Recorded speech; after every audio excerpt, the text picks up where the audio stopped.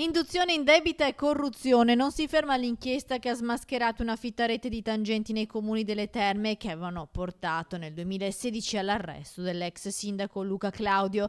Altre 4 condanne nei confronti di altrettanti imprenditori sono state inflitte lunedì dal Tribunale di Padova.